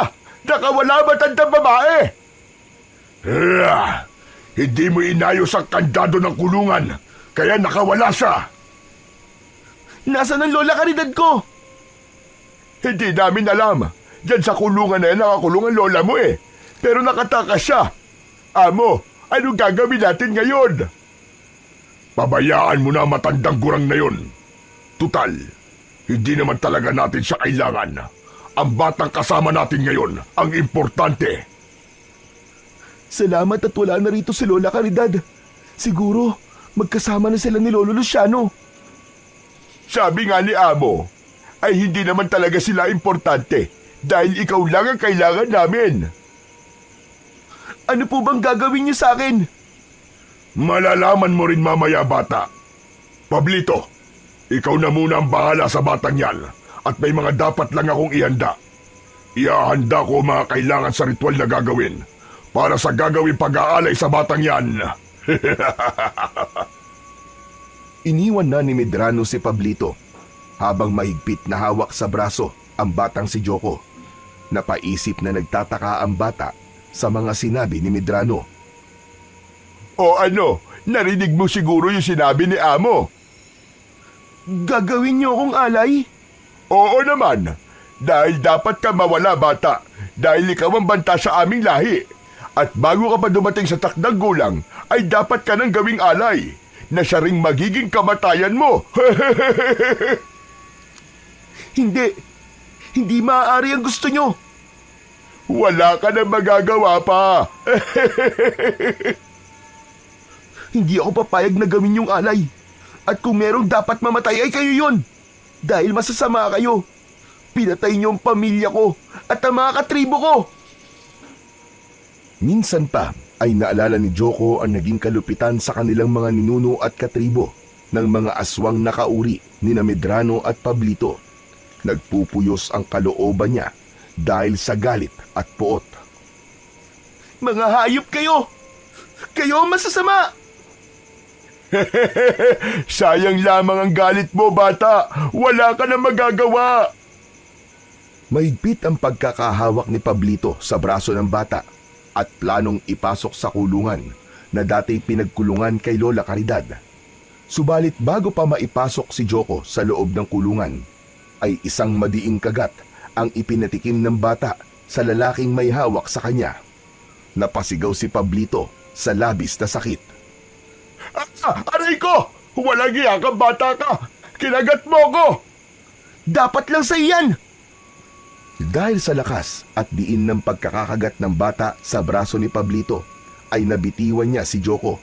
Kaya sinamantalayon ng bata upang makatakbo siya papalayo. Hoy! Saan ka pupunta? Huwag kang umalis, bata! Bumalik ka rito! Lako po! Malilintikan ako nito kay Amo! Hoy! Bumalik ka rito! Mabilis ang kilos ni Joko. Bago pa siya nagawang habulin ni Pablito, ay nakapagtago na siya. Pero alam ng lalaki na hindi pa nakakalayo ang bata. Kaya lamang ay ininda nito ang ginawang pagkagat ni Joko. Madiin ang pagkakakagat na lumika ng sugat. Aray ko! Ang sakit ng braso ko, ah! Walang iya batang yon. Bumaon ang ngipin niya. Samantala, humanap naman si Joko ng ligtas na lugar na kanyang mapagtataguan, pero hindi pa siya nakakalabas ng malaki at lumang bahay. Dito muna ako magtatago. Hindi nila ako dapat makita dahil siguradong tototohanin nila yung sinabi kanina ni Mang Pablito. Gagawin nila akong alay. Ibig sabihin papatay nila ako. Hindi ako makapapayag na gawin nila sa akin yun. Sa labas naman ng lumang bahay ay hindi pa rin umaalis ang mag-asawang Tata Luciano at Nana Caridad. Hindi nila kayang umalis doon na hindi kasama ang bata. Hindi maaaring wala tayong gawin, Caridad. Anong gagawin natin, Luciano? Papasok tayo sa loob ng lumang bahay na yan. Ililigtas natin si Joko. Luciano, lubhang mapanganib ang mga lalaking na nasa loob. Mga aswang sila. Paano natin sila haharapin kung naroon kay Joko o medalyo na sinasabi mo? May iba pa akong inihanda, Caridad. Ano naman yun, Luciano? Ang buntot ng pagi na matagal ko ng armas. Nabitbit ko yon. Maging ang lubid na ibinabad sa tubig asin na may kasamang bawang. Magagamit natin itong sandata laban sa mga aswang. Papasok na ba tayo sa loob ng bakuran ng lumang bahay? Oo, Caridad. Mahalaga ang bawat sandali. Baka kung ano na ang gawin nila kay Joko. Kaya naghanda na ang mag-asawa upang pumasok sa loob ng bakuran, maging sa mismong sa loob ng bahay, dahil doon dinala ng dalawang aswang si Joko. Galit na galit naman si Medrano nang malaman ang nangyari. Isang malakas na batok ang pinakawalan nito na tumama kay Pablito. Hungang ka talaga kahit kailan na. Aray ko naman, Amo. Masyado ka mapanakit. Paanong hindi kita sasaktan? Malaki kang gunggong. Malaking kapalpakan ang ginawa mong hinayupa ka. Hawak mo na. Pinakawalan mo pa ang bata. Amo, kinagat ako . Hayan nga, tignan mo ang braso ko. Nag-iwan pa ng marka kanyang ngipin. Napakalalim ng pagkakabaon. Ano bang pakialam ko dyan? Baka gusto mong ako naman ang kumagat sa'yo at puntiryahin ko ang leg mo. Amo naman, magkakampi tayo, di ba? Oo nga, pero nakakapingong ka na maging kakampi, Pablito. Paano ngayon yan? Saan natin hahanapin ang batang si Joko? Amo, kumalma ka lang. Andyan lang yun. Hindi yung basta makakaalis dito. Hindi yung basta makakalayo. Kaya alam ko nariyan lang yun sa malapit. Baka nga narito pa sa loob ng ating bakuran at hindi pa siya nakakalabas. Gano'n naman pala. Ano pang hinihintay mo, Pablito? Hanapin mo na siya. Naihanda ko na mga gagamitin sa pag-aalay. Ang batang yun na lamang ang ating kailangan. Sige na, kumilos ka na, Pablito. Bilisan mo! Opo, amo. Ito na nga po. Wala nang nagawa si Pablito, kundi ang sundin ang utos ni Medrano. Hindi pwedeng magalit uli ito sa kanya, kundi higit pa sa ginawang pagbatok ang posible nitong gawin. Nakapasok na rin ang dalawang matanda sa bakuran ng malaki at lumang bahay na tirahan ng dalawang aswang. Maingat silang nakakubli at nag-aabang ng mangyayari hanggang sa makahanap sila ng tiyempo at nakapasok na nga ng tuluyan sa loob ng bahay. Tinungo ni Nana Caridad habang nakasunod ang asawa ang lugar kung saan siya ikinulong. Nagbabaka sakaling dun dinala ang batang si Joko. Diyan, Luciano. Sa malaking hawla na yan. Diyan ako ikinulong. Subalit, bakit wala dyan ang apo natin? Nagtataka nga rin ako, Luciano, kung nasaan ang bata. Bakit wala siya sa loob ng malaking hawla na yan? Baka sa ibang silid siya ikinulong. Sana nga ay ganun, Luciano. Pero lubhan na ako nag-aalala. Baka pinatay na nila si Joko. Hindi mangyayari yung Caridad. Bago pa nila mapatay ang apo natin, tiyak na magkakaroon muna ng matinding paglalaban. Dahil taglay niya ang medalyon, hindi magiging madali para sa kanila na patayin ang bata. Pero Luciano, nasaan ang apo natin? Hindi kaya, katulad na nangyari sa iyo kanina, nakatakas din siya. Abay, sana'y ganun nga ang nangyari. Hindi pa rin umaalis sa kanyang pinagtataguan si Joko. Bagamat naiinip na siya sa pagtatago, pero mas ligtas siya sa kanyang kinalalagyan. Habang paikot-ikot naman si Pablito at pilit na hinahanap ang kinaroroonan ng bata. Makita lang kita, bata ka. Titirisin talaga kita. At kung kanina'y kinagat mo ang braso ko, leeg mo naman nakakagating ko, buwisit ka. Nanggigigil na talaga ako sa'yo. Samantala, hindi naman tumulong si Medrano sa paghahanap sa bata, kundi nagbalik ito sa loob ng kanyang kwarto, humarap sa isang bahagi ng silid at doon ay lumuhod at umusal. Kung ano man ang dahilan ng ginagawa niyang yun, ay siya lamang ang nakakaalam. Subalit, tiyak yun na may kinalaman yun sa plano niya kay Joko. Matyaga pa rin sa paghahanap at pag-iikot si Pablito. Malakas ang kutob niyang hindi pa nakakalayo ang bata. Habang patuloy sa paghahanap ang lalaki, ay nakarinig siya ng ilang kaluskos at tila may bagay na bumagsak. Aha! Sabi ko na nga andito pa ang batang yon. Wala ka ng kawala ngayon. Humanda ka sa akin. Pilit na pinakikiramdaman ni Pablito ang pinagmulan ng ingay na narinig niya. Saka ito dahan-dahang lumapit. Mas naging matibay ang kutob ng lalaki nang malakas na pagbahing ang kanyang narinig. Batang sipudin, makikita na kita. Diyan ka lang pala nagtatago sa likod ng mga tambak na lumang gamit, ha? Huli ka! Huli ka rin! Ano? Kayo?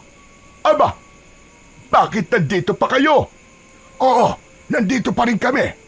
Nasaan ang apo namin? Saan mo siya dinala? Engot ka rin, no? Hinahanap ko nga rin siya dahil nawawala. Ano ka mo? Nawawala si Joko? Oo nga, ano ka ba't paulit-ulit ka? Paano nawawala? Kasama mo siya na pumasok kayo dito sa loob ng bahay. Biyag niyo siya, di ba? Maigpit pa nga ang pagkakahawak mo sa braso niya. Nakawala nga siya, kaya hinahanap ko. Napakamalas ko pa naman na kayo pang nakita ko. Teka, may naisip ako para mapalitaw ko na ang batang yon. Anong iniisip mong hayop kang aswang ka? Ano pa nga ba? Di magkasama ko kayong ilalagay sa kulungan. Ewan ko na lang kung di pa lumitaw ang batang yon. Dahil tsak na hindi yung papayag na ikulong ko kayo. Kung kakayanin mo kaming ikulong, bakit hindi? Sige, subukan mo lumapit sa akin at makikita mong hinahanap mo. Buntot ng pagi yan ah. Oo, subukan mo lang lumapit sa amin. At hagupitin kita nito.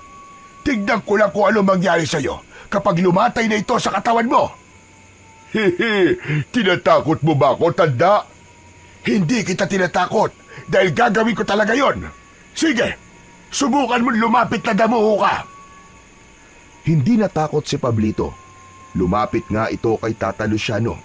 Ngunit bago pa man ganap na makalapit ay inihataw na ng matandang lalaki ang hawak na buntot ng pagi at agad na lumatay yon sa katawan ni Pablito. Pumalaw sa sakit ang aswang. Kakaiba ang kirot na dulot ng pagdampi nito sa katawan ng aswang. Aray ko! Walang hiya ka, tanda! Ang sakit nun! O ano? Gusto mo pa bang ulitin ko? Sige, Luciano, isa pang hagupit para matigil na yan sa kanyang kayabangan. Isa pang malakas na hagupit ang pinakawalan ni Tata Luciano. Muli ay pumalahaw ng malakas si Pablito. Kasunod ng malakas na palahaw niya ay ang pagbabago ng anyo nito. Naging isang aswang na kurkur na handang atakihin ang dalawang matanda. Sumusobra na kayo. Ngayon, tikman mo ang aking galit. Ibabaon ko sa katawan niyo ang aking matutulis na kuko at pangil. Subukan mo at paulit-ulit kong ipapatikim ang nagupit ng buntot ng pagi. Biglang umatake ang aswang. Sinalubong naman yon ng isang matinding hagupit ng buntot ng pagi na hawak ni Tata Luciano. Humihiwa at nag-iiwan yun ng mga sugat sa katawan ng aswang na kurkur. Lalo lamang nagwala sa galit ang aswang sa ginawa ng matandang lalaki. Caridad, hawakan mo itong buntot ng pagi. Ituloy mo ang paggagupit sa aswang. Itong lubid ang gagamitin ko upang masilo siya. Agad na kinuha ng matandang babae ang buntot ng pagi. Inihataw sa aswang na patuloy na nagwawala dahil sa matinding kirot na nararamdaman. Inihagis naman ni Tata Luciano ang lubid kaya nasilo ang katawan ng halimaw. Humigpit ang silo sa katawan kaya nahirapan itong makakilos. Lalo namang lumakas ang atungal ng aswang dahil sa lubid na nakatali ngayon sa kanyang katawan. Lubid na ibinabad sa tubig na may asin at bawang. Ang malakas na palahaw ay kanina pa naririnig ni Medrano, kaya nagmamadaling lumabas ito sa kanyang kwarto at gano'n na lamang ang pagkagulat niya dahil nakatali ang aswang ni si Pablito. Naroon din ang mag-asawa. Andito pa rin pala kayong dalawa. At anong ginawa niyo sa kasama ko? Tama lang yan sa kanya, ang igapos. Ikaw naman, isa kang aswang, kaya matutulad ka rin sa kasama mo. Yun ang akala niyo. Sa harapan ng dalawang matanda ay biglang nagbago ang anyo ni Medrano. Gaya ni Pablito ay naging aswang na kurkur ito. Agad na dinaluhong ang mag-asawang kaharap. Subalit nakahanda si Nana Caridad. Isinalubong niya ang buntot ng pagi. Paulit-ulit na iwinasiwas at inihagupit yon sa katawan ng aswang na si Medrano. Kung paanong pumalahaw si Pablito nang matikman ang hagupit ng buntot ng pagi, ay ganun din si Medrano. Nagwala ito ng gusto at pilit na inaatake ang dalawang matanda. Subalit nahahadlangan ng hagupit mula sa buntot ng pagi. Dahil sa pakikipaglaban ng dalawang matanda sa mga aswang, hindi yun kinaya ng katawan ni Nana Caridad. Nakaramdam siya ng panghihina at tila hirap ng huminga. Nakita ni Tata Luciano ang nangyayari sa kanyang asawa na nabitiwan ang hawak na buntot ng pagi. Napaupo at napahiga sa lupa ang matandang babae. Natataranta si Tata Luciano kung ano ang uunahing gawin. Ang patuloy bang pagharap sa mga kalabang aswang o damayan ng asawa na nangangailangan ng tulong. Samantala, ang mga pangyayaring yon ay napanood ni Joko na kanina pa nakikiramdam. Kaya nang makitang nasa delikadong sitwasyon ang dalawang matanda at kailangan ng tulong ang kanyang Lola Caridad, ay lumabas na ng kanyang pinagtataguan ang bata. Wala kayong masamang gagawin sa lolo at lola ko! Joko, apo! Andiyan ka lang naman pala, bata. Pinahirapan mo pa si Pablito sa paghahanap. At ang lakas ng loob mong harapin kami. Oo, dahil hindi ako natatakot sa inyo! Habang dinadamayan ni Tata Luciano ang asawa na nahihirapang huminga, ay agad na inihagis ng matandang lalaki kay Joko ang buntot ng pagi. Apo! Yan ang gamitin mo! Mas magiging malakas ang bisa niyan kapag ikaw ang siyang gumamit dahil sa bertud na taglay mo! Agad namang sinaluyon ng bata at mabilis na ipinaikot-ikot sa ere. Tila lumikha ito ng ugong na waring tunog ng buhawi habang pinapaikot at iminawasiwas ni Joko sa ere ang buntot ng pagi. Sa kabuong lakas na hinagupit patungo sa katawan ng dalawang aswang. Malakas ang palahaw ng mga ito, ngunit sadyang hindi magpapatalo ang mga aswang. Sa pilitang inaagaw ng aswang na si Medrano ang buntot ng pagi na hawak ni Joko. Ang aswang naman na si Pablito ay hindi gaanong makakilos dahil sa pagkakasilo at nakapalupot sa katawan niya na lubid. Maya-maya pa ay may narinig silang malakas na tila ugong at nakakasindak na ingay mula sa labas ng lumang bahay. Pagkagulat at pagtataka ang rumihistro sa muka nila Tata Luciano, maging sa batang si Joko. Samantalang naging maaliwalas at malaking ngiti ang agad na lumitaw sa muka ng aswang na si Medrano. Nariyan na sila! Dumating na sila! Anong dumating at sinasabi mong hayop ka? Ha? Napakaraming aswang ang dumating, Lolo! Sila ang mga aswang na umatake sa aming tribo! Aba, napakarami nga nila! Lolo Luciano, matutulungan po ba ako ng medalyon laban sa napakaraming aswang na yan? Apo, manalig ka sa itaas at magtiwala ka sa bisa ng bertud na taglay mo. Opo, Lolo. Gagawin ko po! Higit pang pinagbuti ni Joko ang pagharap sa napakaraming aswang. Palundag-lundag at buong lakas niyang hinahagupit ang mga halimaw. Mabilis ang kilos ni Joko, subalit tila hindi nauubos ang mga aswang na umaatake sa kanya. Tignan natin kung hanggang saan ang yabang mo, bata, kung magagawa mong ang lipulin ng mga kapanalig kong aswang. Nagpunta sila dito dahil kanina'y tinawagan ko sila para ako ay kanilang tulungan. Apo, sige lang, huwag kang titigil. Lumaban ka lang. Para rin yan sa iyong kaligtasan. Luciano, aga po natin. Baka mapahamak siya. Hindi siya pababayaan ng bertud, Caridad. Magtiwala tayo sa magagawa niya kay Joko. May mga napapatay na aswang si Joko gamit ang sandatang buntot ng pagi. Kaya lamang, nahihirapan na rin siya sa dami ng mga kampon ng kadiliman na nagtutulong-tulong. Hindi ako dapat sumuko. Kailangan ko maubos sa mga aswang na ito. Malaki ang kasalanan nila sa aking mga katribo. Sila ang mga aswang na umatake at pumatay sa mga kalahi ko. Habang napapanood nila Tata Luciano at Nana Caridad ang mga pangyayari, ay abot-abot ang kaba nila, lalo na kapag nasasaktan si Joko. Luciano, parang hindi nauubos sa mga kalaban niya. Caridad, humawak ka na maigpit sa mga palad ko. Aba, bakit, Luciano? Tatawag tayo sa poong may kapal para makialam siya at tulungan si Joko. May magagawa din siya para sa bertud na taglay ng ating apo. Hinawakan ng maigpit ng matandang babae ang kamay ng asawa, saka ipinikit nila ang kanilang mga mata.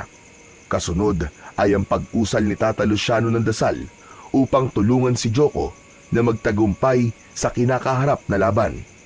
Subalit pagkatapos ng kanilang dasal, pagdilat ng kanilang mga mata, ay nakita nilang nakahandusay na si Joko at habol ang hininga. Pagod na ang bata.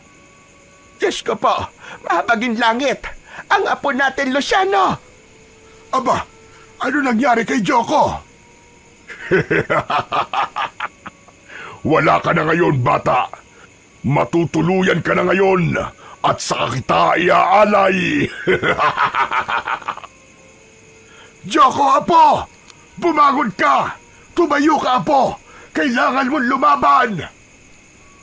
Bigla na lamang may lumitaw na malamlam na liwanag. Nagmula yon sa suot na medalyon ng bata. Ang kakaibang kulay ng liwanag ay bumalot sa katawan ni Joko. Unti-unting tinunaw ng liwanag ang suot-suot na t-shirt ng bata.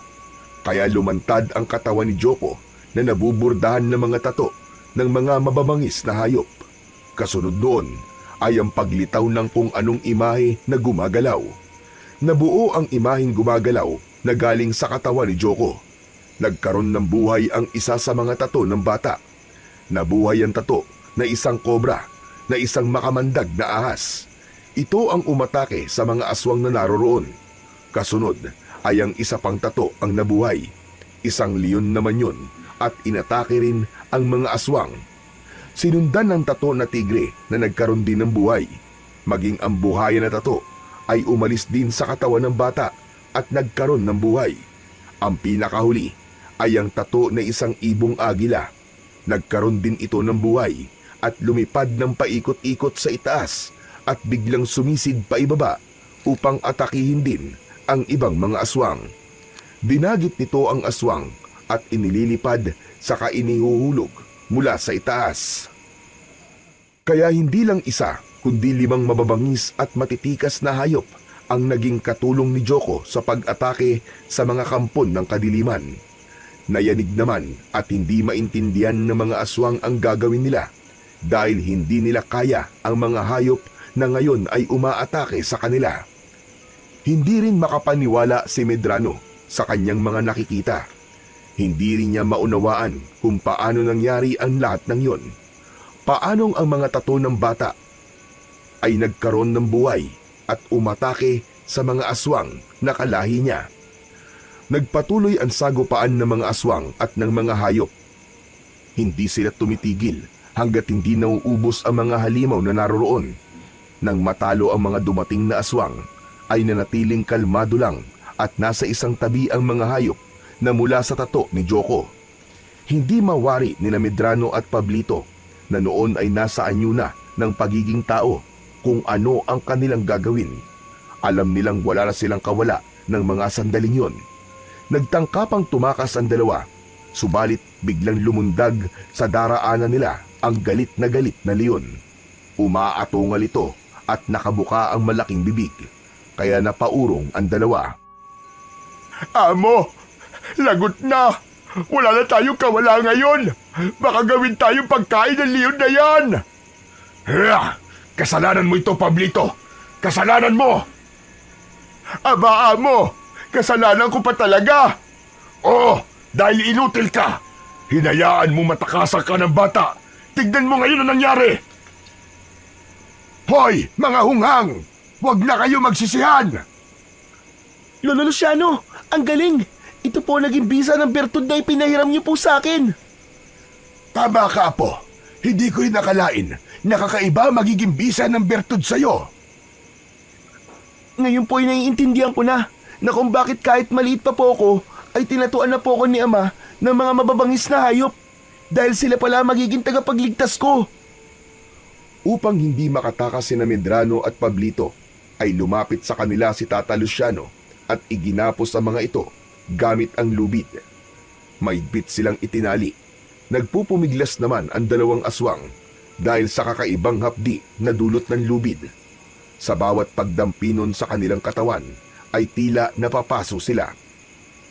Saglit pa ay isa-isa nang naging puting usok ang mga hayop na tumulong kay Joko. Pumailan lang ang puting usok at pumasok yon sa katawan ng bata. Pagkadakay, nagbalik ang mga tattoo ng hayop sa katawan nito.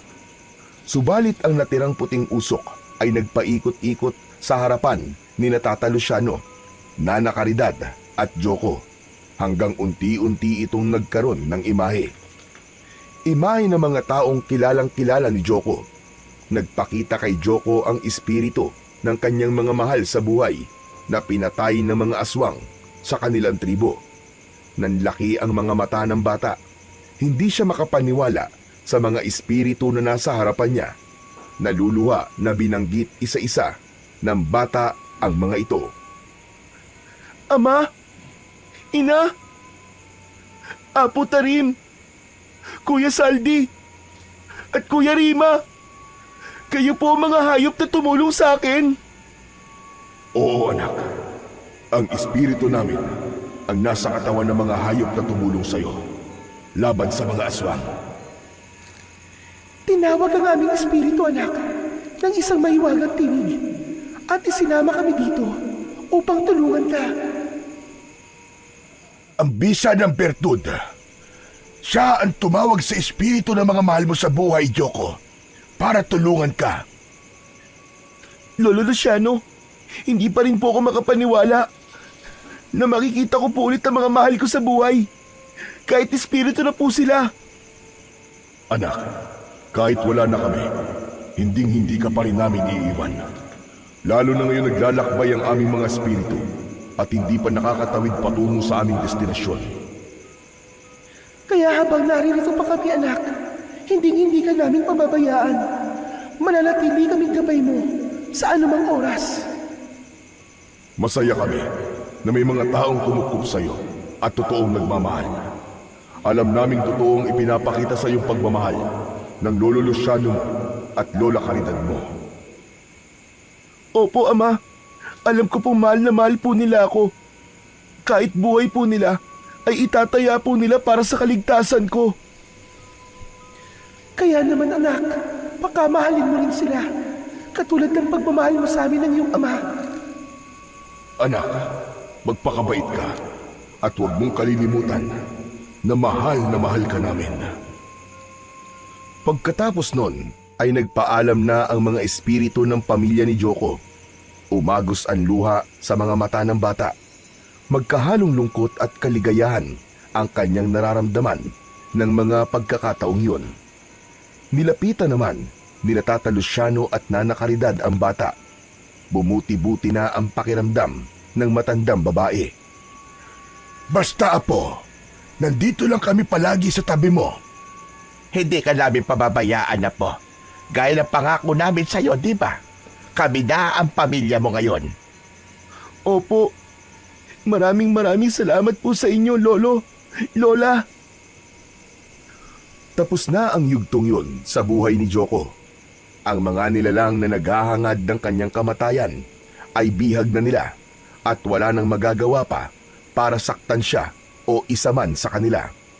Kailangan na nilang bumalik, subalit hindi nila maaaring basta na lamang iwan sina Medrano at Pablito na noon ay nakagapos. Maaaring maghasik pa ito ng lagim. Kinuha ni Tata Luciano ang suot na medalyon ni Joko, hinaplos sa plusyon at saka binulungan. Lolo, ano po sinabi niyo sa medalyon? At sabi ko, siya na ang bahala kung ano ang nararapat gawin sa dalawang ito. Saka idinikit ng matandang lalaki ang hawak na medalyon sa katawan ng mga aswang. Pagkadikit ng medalyon ay napahiyaw ang dalawa sa sakit na nararamdaman. Lumikha ng usok ang medalyon at nabalot ng usok ang katawan ng dalawang lalaki. Ilang minuto ring tumagal ang makapal na usok hanggang sa unti-unti itong napawi. Naiwan na lamang ay ang lubid sa lugar na kinaroroonan kanina ng dalawang lalaki. Saka may lumipad na dalawang insekto. Naging nakakadiring ipis ang mga ito. Ginawang ipis ng medalyon ang dalawang aswang na siya namang nababagay para sa kampon ng mga kadiliman. Magkasama ng umalis ng lumang bahay ang tatlo. Magaan ang pakiramdam. Taglay ang bagong sigla at katiwasayan sa puso at isipan. Minsan pang napatunayan na ang kabutihan ay hindi kailanman pagtatagumpayan ng kasamaan.